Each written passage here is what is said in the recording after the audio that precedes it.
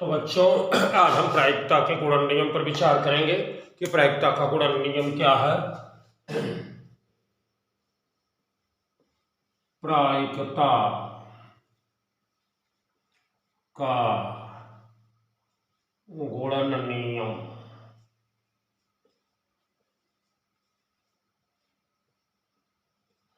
जैसा कि आपको 100 प्रतिबंधित प्रायिकता के बारे में पहले बताया जा चुका है कि P E बाई एफ यानी घटना एफ के घटित होने के बाद E के घटित होने की प्रायिकता P A intersection F by P F, P A intersection F by P F. ये है 100 प्रतिबंधित प्रायिकता घटना एफ के घटित होने के बाद ई के घटित होने की प्रायिकता।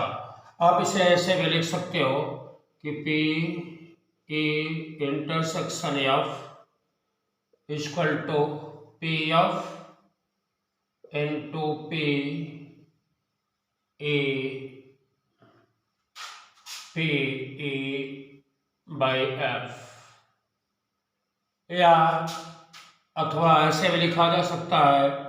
पहला तो ये हो गया, दूसरा इसे ऐसे भी लिख सकते हो P A by F P F by A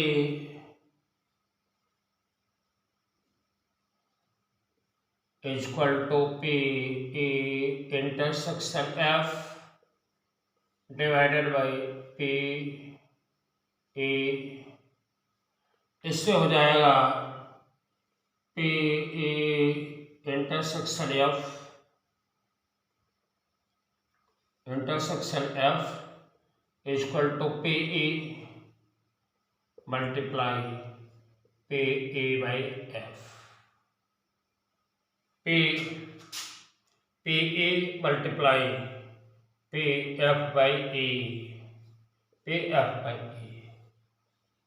इस तरह से ए और ए दोनों एक ही चीज को बता रहा है, दोनों बता रहा है पी इंटरसेक्शन एफ को, ये भी बता रहा है पी इंटरसेक्शन एफ को। अतः लिखा जा सकता है P A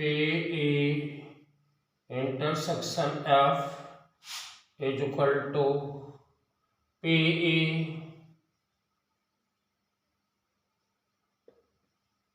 F by A equal to P F into P A by F, ऐसे लिखा जा सकता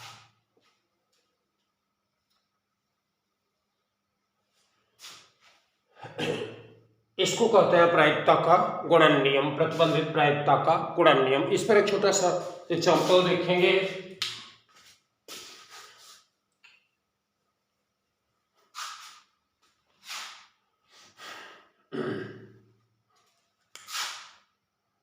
मान लिया जाए कि आपके पास दो थैले, एक थैला है, क्वेश्चन, एक थैले में 8 लाल गेंदें हैं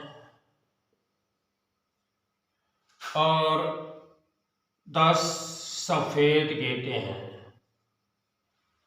थैले में क्या है? 8 लाल गेंद और 10 सफेद गेंदें हैं। उत्तरोत्तर 2 गेंदें निकाली जाती हैं बिना प्रतिस्थापित किए, माने पहली गेंद निकाल के बाहर रख लेते हैं, फिर दूसरी गेंद निकाल के बाहर रख लेते हैं। उत्तरोत्तर 2 गेंदें बिना प्रतिस्थापित किए बाहर निकाली जाती हैं। तो दोनों गेंदों के लाल होने की प्रायिकता ऐसे लिखो इस क्वेश्चन के एक थैले में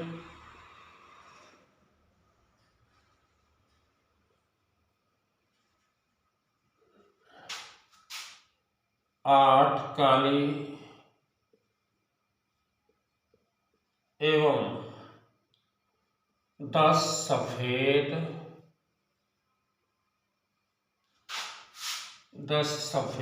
गेंदें हैं।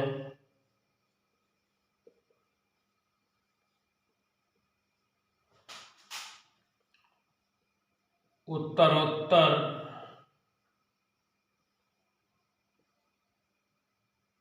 उत्तरोत्तर यानी एक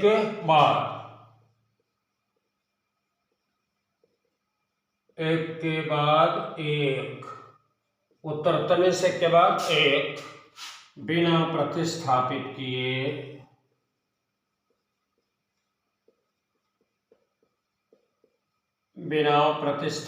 किए दो गेंदें निकाली जाती हैं। दो गेंदें निकाली जाती हैं। दोनों के या कुछ भी कोई प्रतिबंध लगाया जा सकता है। एक काली एवं एक सफेद होने की प्रायिकता, सफेद गेंद होने की प्रायिकता। अब हम यहां देखते हैं कि एक थैला है, इसमें 8 काली गेंदें हैं। 8 गेंदें क्या हैं? काली। और 10 गेंदें कैसी हैं? सफेद। 10 गेंदें सफेद हैं। 2 गेंदें निकाली जाती है। पहले गेंद निकाले जाते हैं, बाहर रख दिया जाता है। फिर दूसरी गेंद निकाले जाते हैं। एक काली और एक सफेद। एक काली और एक सफेद, यहां पहले लिख लो। पहली काली एवं दूसरी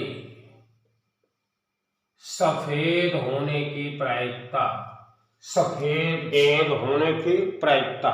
अब यहां देखा जाए तो इस थैले से पहले गेंद जब निकालोगे तो पहले गेंद काले निकलने की घटना को हम E1 मान लें और दूसरी गेंद सफेद निकलने की घटना को E2 मान लें।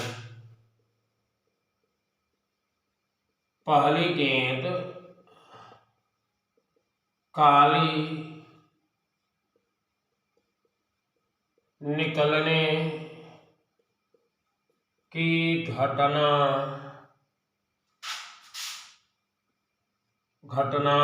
बराबर E1 तथा दूसरी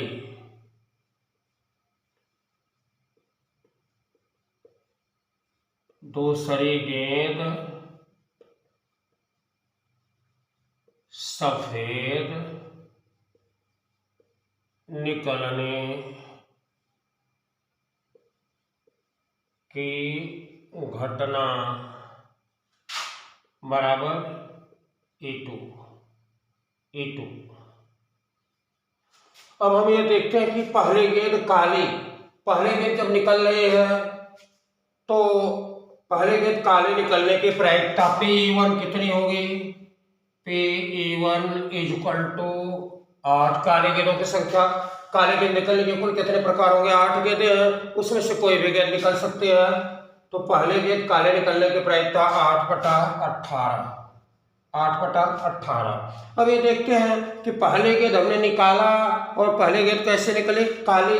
जब पहले गेंद काली निकल गई तो इस थैले में कितनी गेंदें बचेंगी? गेंदों की संख्या होगी 17। क्यों? क्योंकि एक गेंद निकल चुके हैं। अब दूसरी, पहले गेंद काली निकलने के बाद दूसरी निकल रही है, तो पहले गेंद काली निकलने के बाद दूसरी सफेद निकलने पर हम विचार करेंगे। अगर पहले गेंद नहीं निकली होती तो दूसरी गेंद काली जो होती उसके निकलने की प्रायिकता, यदि पहली गेंद काली निकल चुकी है तो दूसरी गेंद सफेद निकलने की प्रायिकता। हम देख रहे हैं कि घटना, दूसरी गेंद की निकलने की घटना यानी दूसरी गेंद सफेद निकलने की घटना प्रतिबंधित हो गई। क्यों प्रतिबंधित हुई? क्योंकि दूसरी गेंद निकलने से पहली गेंद निकल चुके हैं और पहले गेंद निकल चुके हैं तो दूसरी गेंद के निकलने की प्रायिकता प्रभावित होगी। अगर हम बिना पहली गेंद निकाले ही दूसरी गेंद सफेद निकालते तो प्रायिकता होती 10/18। माने हम कोई गेंद नहीं निकालते, पहले पहले सफेद गेंद निकालते तो प्रायिकता होती 10/18। लेकिन यहाँ क्या है कि यहाँ पहली गेंद निकल चुकी है, पहली गेंद काली निकल चुकी है, यानी पहली गेंद काली निकलने की घटना घट चुकी है, जिसकी प्रायिकता है 8/18। अब दूसरी गेंद सफेद निकलने की प्रायिकता, दूसरी गेंद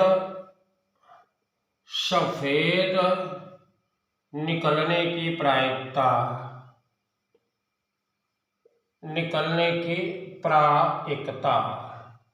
यहाँ बच्चों ध्यान देना है। अब हमें दूसरी गेंद निकलने की प्रायिकता, दूसरी गेंद सफेद निकलने की प्रायिकता निकालनी है, लेकिन हुआ क्या है कि पहली गेंद काली निकल चुकी है, यानी काली निकलने की घटना घट चुकी है, E1 घट चुकी है। तब हमें E2 को निकालना है, E2 के निकलने की, E1 घट चुकी है, तब हमें E2 के निकलने की प्रायिकता निकालनी है। यही समझने की बात है कि यदि पहली गेंद काली निकलती है, पहली गेंद काली एवं दूसरी गेंद, पहली गेंद काली एवं दूसरी गेंद सफेद निकलने की प्रायिकता, पहले काली निकली तो पहले गेंद जब काली निकले तो इसके निकलने घटना प्रायिकता 8/18 है। लेकिन पहले गेंद काली निकल चुके हैं, तब दूसरी गेंद के निकलने की प्रायिकता कितनी होगी, एक गेंद इसमें से कम हो गई, दूसरी गेंद सफेद गेंदें 10 की 10 बनी हुई हैं, लेकिन गेंदों की कुल संख्या कितनी हुई, 17 हो गई। अब हम कहते हैं कि पहली गेंद काली एवं दूसरी सफेद निकलने की प्रायिकता ज्ञात कीजिए। हमें निकालना है P(E1 intersection E2), P(E1 intersection E2 निकालना है। हमें P(E1 इंटरसेक्शन E2 निकालना है, तो हम P(E1 इंटरसेक्शन E2 बराबर क्या लिखेंगे, P(E1 intersection E2 equal to, पहले कौन से घटना हुई है, E1 घट चुके हैं, तो हम लिखेंगे P(E1 इंटू P(E1 घटने के बाद E2 के घटने की प्रायिकता।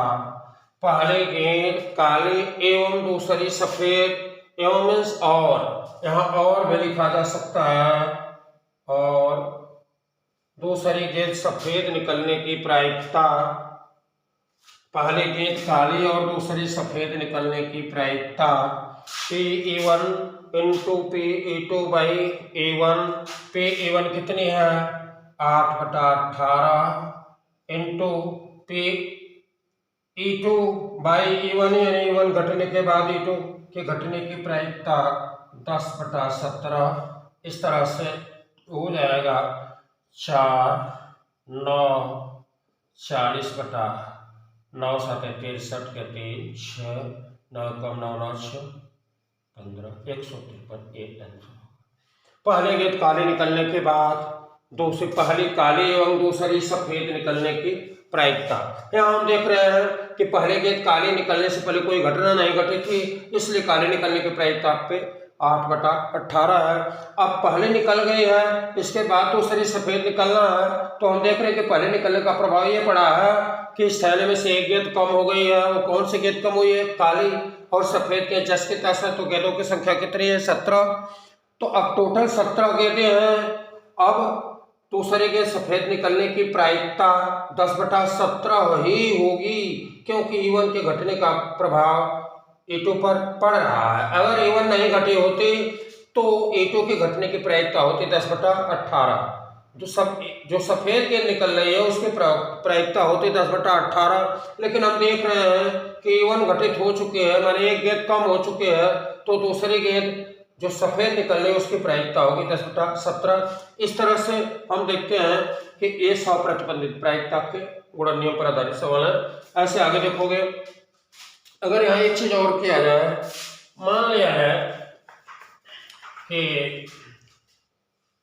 इसमें और क्वेश्चन बन सकते हैं। यहाँ पर देखा जाए कि दोनों गेंदें काली होने की प्रायिकता,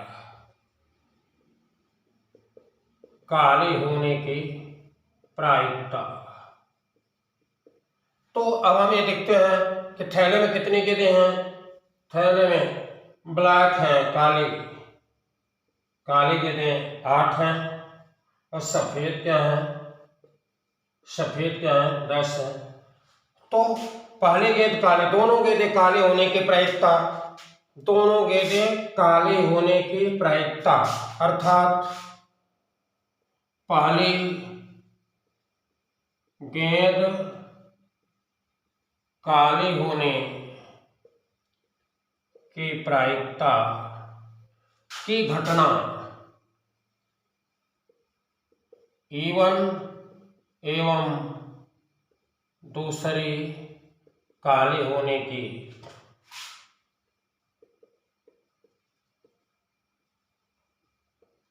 घटना E2 हो।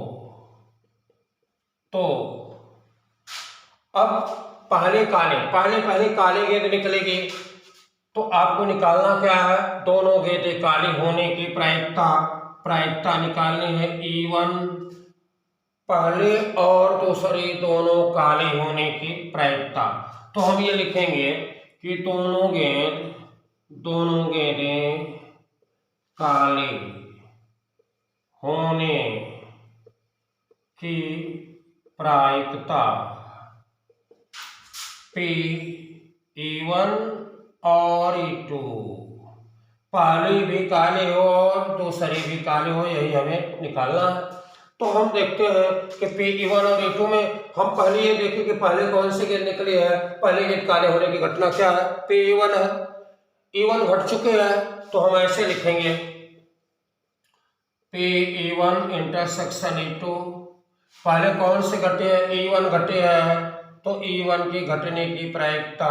फिर क्या हुआ, फिर ये हुआ कि E1 घटने के बाद E2 घटी है, तो सूत्र बनाएंगे P(E1 intersection E2 equal to P(E1)। दोनों के काले होने के लिए हम लिखेंगे P(E1 इंटरसेक्शन E2 बराबर P(E1) माने पहले गेंद काली, फिर जब पहले काली निकल गई तो दूसरी के काले होने की प्रायिकता, जब पहले काली निकल गई तो दूसरी होके काले होने की प्रायिकता। तो इसको निकालने के लिए हम लिखेंगे P(E1) पहली काली निकलने की प्रायिकता कितने हो गए, 8/18। पहली गेंद जब काली निकालोगे तो 8/18। क्यों, क्यों इन आठों में से कोई एक गेंद निकलेगी 8 प्रकार से, एक काली गेंद निकाली जा सकती है, तो 8/18 गुणे, अब एक काली पहले निकल गई, तब दूसरी निकालनी है, वो भी काली होनी चाहिए। तो दूसरी जब एक काली निकल गई तो गेंदें कितनी बचेंगे, 17। अब दूसरी काली निकलने के लिए लिखोगे 7/10, 7 17, यहाँ 7 बच गया 17, तो ये गुणा कर दोगे, प्रायिकता निकल जाएगी। पहले गेंद काले, दोनों गेंदें काली होने की प्रायिकता, यही आपका आंसर होगा। इसके बाद और भी प्रतिबंध इस पर बनाए जा सकते हैं। मान लो यहां कहा जाए, अब इस पर विचार करते रहो, पहली एक काली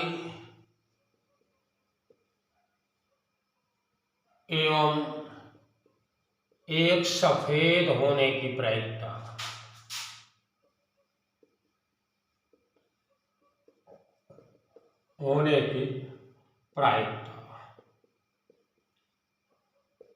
ये बात थोड़ा आपको समझना पड़ेगा कि एक गेंद काली हो एक सफेद हो।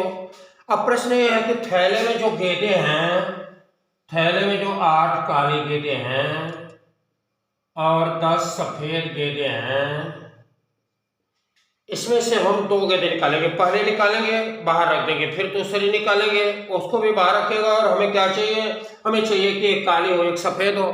तो ऐसा हो सकता है, मान लीजिए पहले गेंद काली निकलती हो तो दूसरी क्या निकलेगी, सफेद निकलेगी, या ऐसा भी हो सकता है कि पहले सफेद निकले तो दूसरी काली निकले। तो एक काली और एक सफेद होने की 2 शर्तें होती हैं, एक काली एवं एक सफेद गेंद निकलने की प्रायिकता बराबर बराबर क्या लिखोगे, बराबर यहाँ लिखते हैं पहली काली एवं दूसरी सफेद निकलने की प्रायिकता। ऐसा हो सकता है कि पहले काली निकले फिर दूसरी सफेद निकले, ऐसा भी हो सकता है कि पहली सफेद और दूसरी काली निकले और दूसरी काली निकले।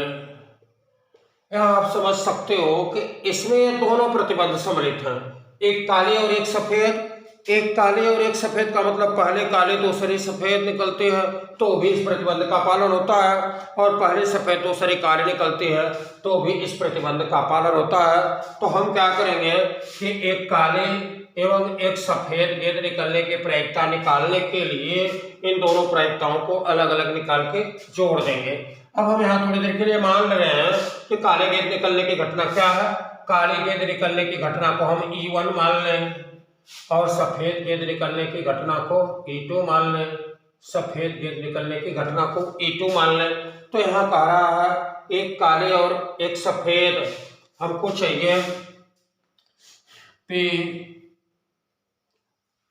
हमें चाहिए पहले काले दूसरे सफेद निकलने की प्रायिकता, पहले काले और दूसरे सफेद निकलने की प्रायिकता। जब हम पहले काले निकलते हैं तो E1 घट चुकी है, पहले काले निकलेगी तो E1 घट चुके हैं। इसके बाद दूसरी कैसे निकलनी चाहिए, सफेद, और दूसरी सफेद कब निकल रही है, जब पहले काले निकल चुके हैं, अर्थात काले निकलने के बाद सफेद गेंद निकलने की प्रायिकता। अब इस चीज को देखो, पहले काले एवं दूसरी सफेद निकलने की प्रायिकता। तो पहले काले निकल रहे हैं तो इससे पहले कोई गेंद नहीं निकली थी, इसलिए प्रतिबंधित नहीं है। P1 पहले काले निकलने की प्रायिकता। फिर अब पहले काले निकल गई तब दूसरी सफेद निकलने की प्रायिकता। जब दूसरी सफेद निकलने की प्रायिकता हम निकाल रहे हैं, मैंने E2 की प्रायिकता निकाल रहे हैं, इससे पहले E1 घटित हो चुकी है तो हम लिखेंगे P2/E1। तो यहां से यहां तक ये बात हो गई। फिर लिखेंगे प्लस। अब क्या शर्त है, अब ये भी हो सकता है कि पहली सफेद और दूसरी काली, ये दोनों शर्तें, पहले और दूसरी दोनों शर्तें इनका पालन कर रही हैं। इसके कहने का मतलब ये भी हो सकता है, इसके कहने का मतलब ये भी हो सकता है। तो आओ दूसरे में विचार करते हैं। पहली सफेद, जब पहली सफेद निकल रही है माने E2 घटित हो रही है, पहले ही E2 घटित हो रही है, इससे पहले कोई घटित नहीं हुई थी, इसलिए प्रतिबंधित नहीं है। पहले सफेद और दूसरी काली निकलना है, और के लिए हमें गुणा करना पड़ेगा, पहले सफेद और दूसरी काली। तो ऐसे में पहले सफेद और दूसरी काली, और दूसरी काली के लिए हम क्या लिखेंगे, P जब सफेद निकल चुके हैं तो काली निकलने की प्रायिकता। पहले सफेद दूसरी काली निकलने की प्रायिकता। इसमें एक चीज और, हम एक लाइन और ऊपर चाहे तो लिख सकते हैं कि पहले काली एवं दूसरी सफेद, तो हम लिख सकते हैं P, कोई बात नहीं, ठीक है, ऐसे भी लिख लो P1 × P2/E1, ठीक है, और P2/E2। तो दोनों किसको बताएंगे, P1 इंटरसेक्शन E2। तो इसको कैसे निकालोगे आप, इस शर्त को पालन करने के लिए ये भी ठीक है, ये भी ठीक है, दोनों शर्तें इनका पालन करते हैं, अतः इन प्रायिकताओं का योग इस प्रश्न का जवाब होगा। तो कैसे निकालोगे, अगर यह है तो P1 पहले काली निकलती है तो लिखते हो 8/18, पहले काले निकल गई। अब पहले जब काले निकल गई तब ये प्रभावित हो जाएगी दूसरी सफेद निकलने की प्रायिकता। दूसरी सफेद के लिए कितना होगा, 10/17, चूंकि 100 निकल चुके हैं, 10/17 प्लस। अब यहाँ क्या है, दूसरी शर्त में कहता है पहले सफेद, तो 10/18 गुणे, पहले जब सफेद निकली तो कुल गेंदें 18 थी, इसलिए मैंने 18 का भाग दिया।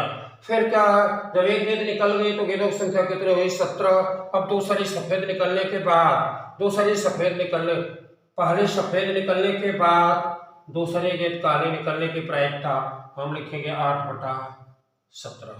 तो इस तरह से हम गुणा करेंगे तो हो जाएगा पहले काले, ठीक है। इस तरह से गुणा करेंगे तो 80/18 मल्टीप्लाई 17 हो जाएगा और प्लस आपका 80/18 मल्टीप्लाई 17 हो जाएगा। इस तरह से आपका हल हो जाएगा, ठीक है। अब हम बात करते हैं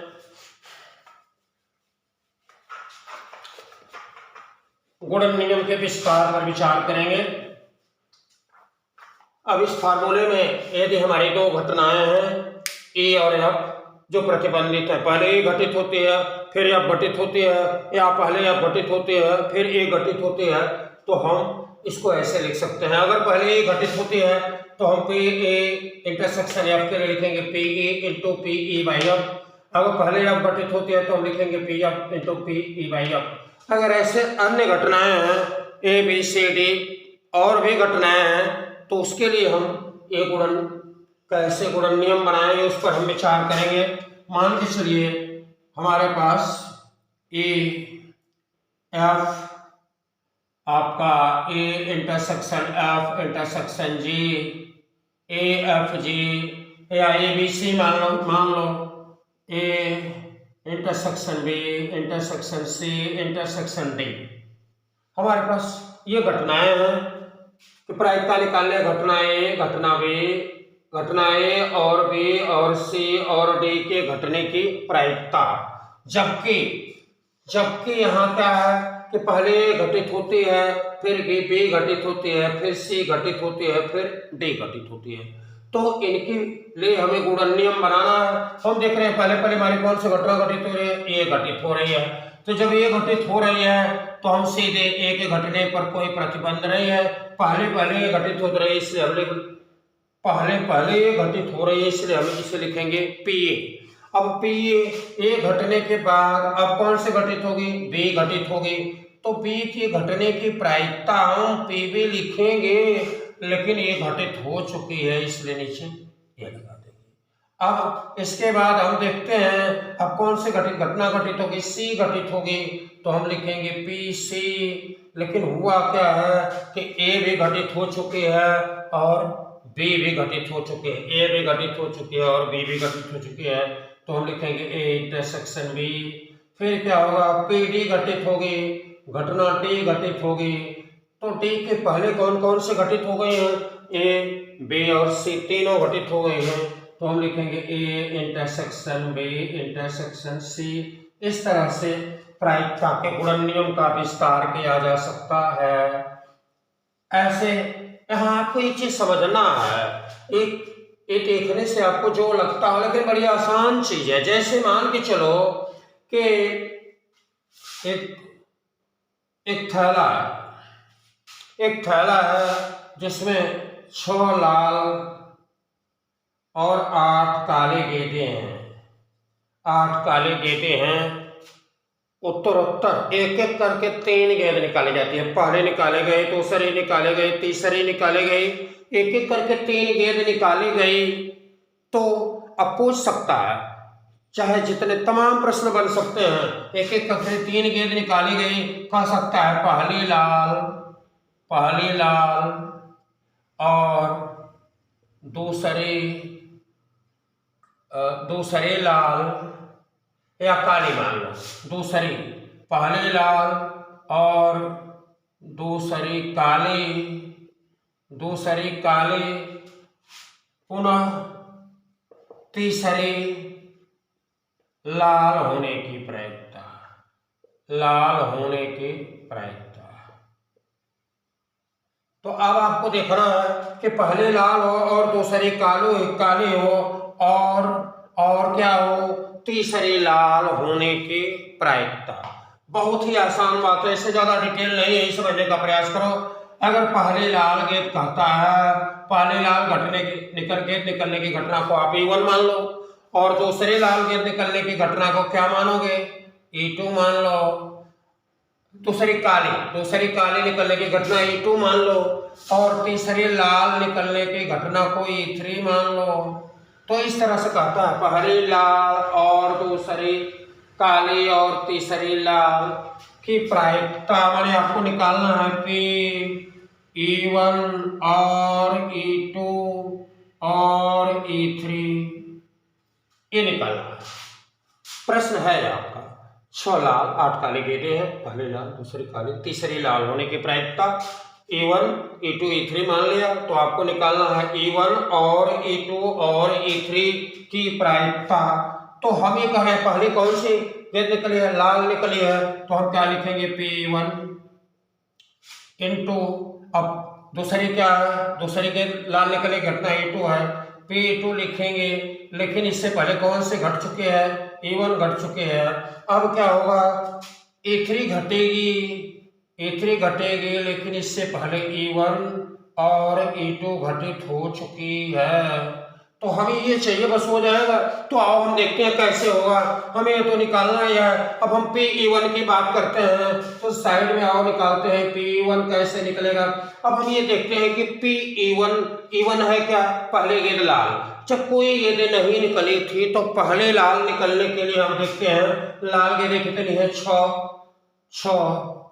अब कुल गेंदें कितनी है, 14, 8 से 14 गेंदें हैं। अब हमारा यहाँ उठा के रख देंगे 6/14 गुणे, अब हमें चाहिए P2/E1। अब हमें ये देखना है, ये कह रहा है कि यदि E1 घट चुकी है यानी पहली लाल निकल चुकी है, तो दूसरे काले निकलने की प्रायिकता, ये इसको पढ़ने का प्रयास करो कि पहली लाल निकल चुके हैं तो दूसरी के काले की प्रायिकता। अगर पहले लाल निकल जाएगी तो प्रभाव क्या पड़ेगा, लाल गेंदें कम हो जाएंगी, 5 गेंदें हो जाएंगे, और ये अब यहाँ 5 गेंद हो गई, लाल वाली कितनी होगी, 5 हो गई, और ये 6 काली वाली जस के 10 है, तो दूसरी काली निकलना है, तो काली गेंदें भाई 8 है, तो 8 प्रकार से निकलेगी, लेकिन टोटल गेंदें कितना हो गए, 8×5 13।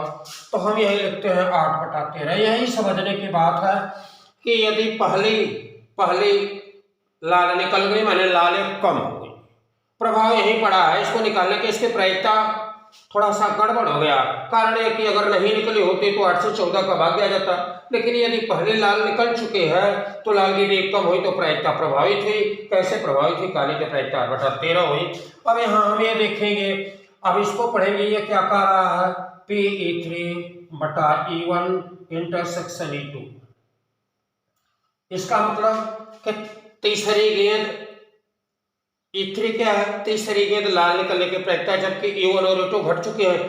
E1 और E2 घटने का मतलब कि 6 गेंद में से एक गेंद E1 घटने से निकल गई तो 5 बच गई, और एक गेंद यहाँ से निकल गई तो यहाँ क्या बची, 7 बची। अब कुल गेंदें कितनी होंगी, 8 7 15, लेकिन आपको E3 में निकालना क्या है, लाल। तीसरी गेंद लाल होनी चाहिए, तीसरी गेंद लाल होनी चाहिए, तो तीसरी निकाल पर बचेगी कितनी गेंदें, 5 गेंद बची हैं, क्योंकि पहले लाल निकल चुके थे तो 5 नहीं बचेगी, और दूसरी काली निकली तो काली गेंदें कितने बचेंगे, 7 बचेंगे। अब कह रहा है कि यदि E1 E2 घट चुके हैं, पहले लाल और दूसरी काले निकल चुके हैं, तब E3 के घटने की प्रायिकता माने तीसरी गेंद लाल होने की प्रायिकता, तो 7 लाल होने की प्रायिकता, तो हम लिखेंगे 5/7×5 12। इससे आप एक बार फिर देख लें, अगर E1 E2 घट चुके हैं, भले एक लाल निकल चुके हैं, काले निकल चुके हैं, तो गेंदें इतने बचेंगे। अब तीसरी गेंद क्या है, लाल है, तो गेंदें लाल वाली कितने हैं, 5 है, दोनों कितने हैं, 12 हैं, तो हम इसको उठा के यहाँ रख देंगे तो हमारा निकल जाएगा। तो यही इस प्रायिकता के गुणन नियम का उपयोग है। इसी के साथ हम ये भी देखते हैं, थोड़ा स्वतंत्र घटना के बारे में विचार करेंगे। यदि E1 और E2 यदि इसी पर देख लो आप, P intersection F equal to PE into PE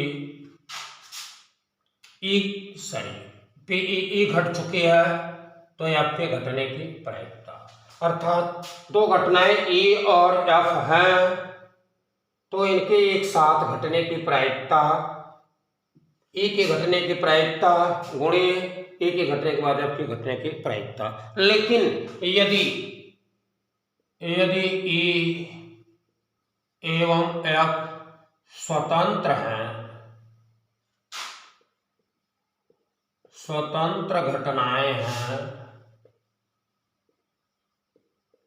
तो क्या होगा? माने स्वतंत्र घटना माने एक या घटना एक के घटने की प्रायिकता एफ पर निर्भर नहीं करती है, अर्थात P E by F A के घटने की प्रायिकता एफ पर निर्भर नहीं करती है। ए के घटने की प्रायिकता जितनी होगी उतनी होगी। P E by F A के घटने की प्रायिकता एफ पर निर्भर नहीं करती है, तो यहाँ पी ए लिख देंगे। उसी तरह से ए और एफ स्वतंत्र हैं, तो एफ के घटने की प्रायिकता ई के घटने पर निर्भर नहीं करती है। ए और एफ स्वतंत्र हैं, तो एफ के घटने की प्रायिकता ई के घटने पर निर्भर नहीं करती है। ई की प्रायिकता जितनी होगी उतनी आएगी। वैसे ही एफ के घटने की प्रायिकता ई के घटने की प्रायिकता पर निर्भर नहीं करती है, अतः पी ई बाई एफ इसको 0। लेकिन यहाँ ध्यान रखने वाली बात है कि P F not equal to 0 तथा यहाँ P E not equal to 0। P not equal to 0 main बात यह है, आपको समझना चाहिए कि पी ई बाई एफ के यहाँ हम पी ई लिख सकते हैं, पी एफ बाई के यहाँ पी एफ लिख सकते हैं। कहने का तात्पर्य यह है कि यदि ई और एफ दो स्वतंत्र घटनाएं हैं, तो ऐसे स्थिति में ए के घटने की प्रायिकता घटना एफ पर निर्भर नहीं करते हैं, यानी घटना एफ पहले घटित हो चुकी है तो भी ए की प्रायिकता प्रभावित नहीं होगी, जो ए की प्रायिकता होनी चाहिए वही होगी। ऐसे ए की एफ के घटने की प्रायिकता ए पर निर्भर नहीं करती है, अर्थात एफ की प्रायिकता पी एफ होगी, ए के घटने से इस पर कोई प्रभाव नहीं पड़ता है। तो इन समीकरणों में हम अगर लिखें तो लिख सकते हैं कि पी इंटरसेक्शन एफ स्वतंत्र घटनाओं के लिए यहाँ लिखा जा सकता है कि यदि ई एवं एफ स्वतंत्र हों, यदि ई एवं एफ स्वतंत्र हों, तो या स्वतंत्र घटनाएं हों, स्वतंत्र घटनाएं हों, तो P E intersection F equal to P E F. अब यहाँ क्या लिखेंगे? पी एफ लिख देंगे, P F equal to P F intersection P E. स्वतंत्र घटनाओं के लिए ऐसा होता है।